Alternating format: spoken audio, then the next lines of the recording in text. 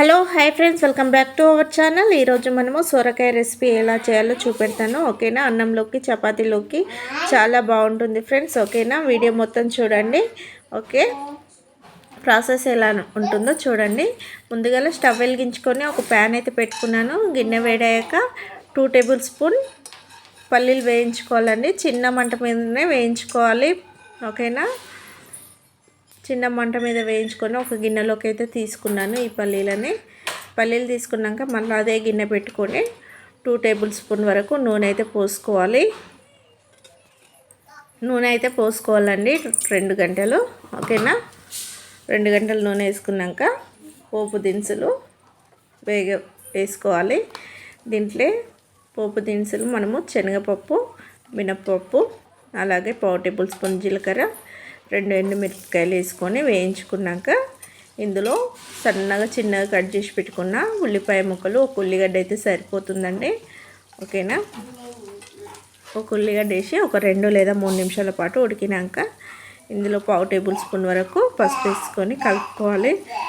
ఇలా కలుపుకున్నాక ఇంకా సొరకాయ ముక్కలు వేసుకోవాలండి. 1/4 కిలో సొరకాయని అయితే తీసుకున్నాను. లేతది తీసుకున్నానండి. నోట్లో ఇట్లా వేసుకుంటే అట్లా వెన్నెలా కరిగిపోయే సొరకాయ లేత ఉంటేనే బాగుంటుంది. గింజలు లేని సొరకాయని అయితే తీసుకున్నాను.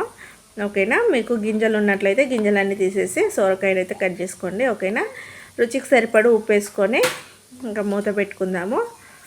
ఓకేనా, మూత పెట్టుకొని ఒక 3 నిమిషాల పాటు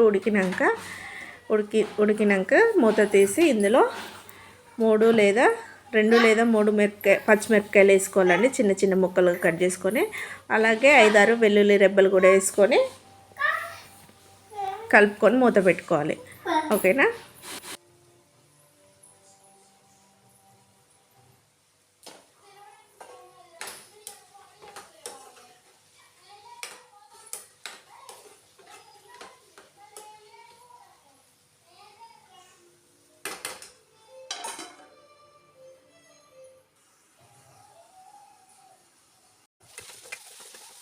మూత తీస్తూ మధ్య మధ్యలో కలుపుకొని మళ్ళీ మూత పెట్టుకోవాలండి. ఇలా 2-3 సార్లు కలుపుకున్నాక రుచికి సరిపడు కారపొడి అయితే వేసుకోవాలి.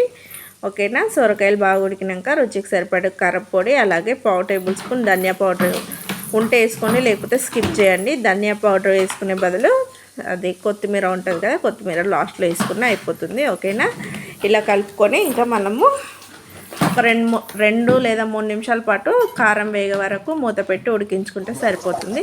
ఇప్పుడు మూత తీసి మనము ముందుగా పల్లీలు గ్రైండ్ చేసుకున్నాం కదా, పల్లీ పొడి అయిన పల్లీలను మిక్సీ పట్టుకున్న పల్లీని ఇందులో వేసుకోవాలి. పల్లీ పొడిని వేసుకొని కొంచెం మిక్సీ జార్ కడిగి కొన్ని వాటర్ వేసుకుంటే సరిపోతుందండి. గ్రేవీతో మనకు ఎంతో రుచికరమైన సొరకాయ పల్లి కర్రీ అయితే రెడీ అయింది ఫ్రెండ్స్. లాస్ట్లో కొత్తిమీరతో సర్వ్ చేసుకుంటే సూపర్ టేస్టీ అయిన సొరకాయ కర్రీ అయితే మీకోసం ఫ్రెండ్స్. ఓకేనా, ఈ వీడియో మీకు నచ్చినట్లయితే లైక్ చేయండి, షేర్ చేయండి, కామెంట్ చేయండి.